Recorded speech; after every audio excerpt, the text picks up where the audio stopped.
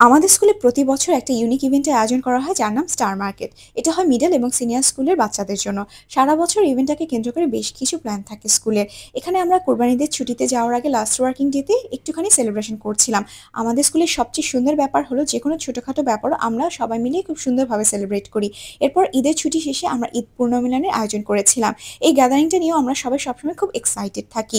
এবারও তার ব্যতিক্রম হয়নি, যে যেভাবে পেরেছে কন্ট্রিবিউট করেছে। আমরা আয়োজন করেছিলাম অ্যাসর্টেড ট্রে, যা নিয়ে আমাদের টিমের প্রত্যেকটা মেম্বার খুব উৎসাহিত ছিল। এর মধ্যে ছোটখাটো কিছু বাজার পর্বও ছিল। সত্যি বলতে প্রত্যেকটা ধাপ আমরা খুব এনজয় করেছি। স্কুলের প্রত্যেকটা মানুষ সমানভাবে আমাদের যে কোনো কাজে হেল্প করে থাকে এবং প্রত্যেকে তার নিজের কাজে খুব যত্নের সাথে সম্পন্ন করার চেষ্টা করে। আর যখন যে কোনো কাজ সকলের সমান সহযোগিতা দিয়ে করা হয়, কাজটা যেমন সহজ হয়, আউটপুটও খুব সুন্দর আসে। আমাদের স্কুলের প্রত্যেকটি টিচার যেমন ভালো পড়ান, ঠিক তেমনি ভালো রাঁধেনও। তাই অনেকেই নিজের রান্না করা আইটেম নিয়ে এসেছিল। সত্যি বলতে সবার এত ভালো ভালো আইটেম ছিল, টেবিলটা দেখতেই চোখ জুড়িয়ে যাচ্ছিল। এত সুন্দর রান্না আর তার সাথে চমৎকার পরিবেশনা, দুয়ে মিলে একদম পারফেক্ট একটা ঈদ আয়োজন।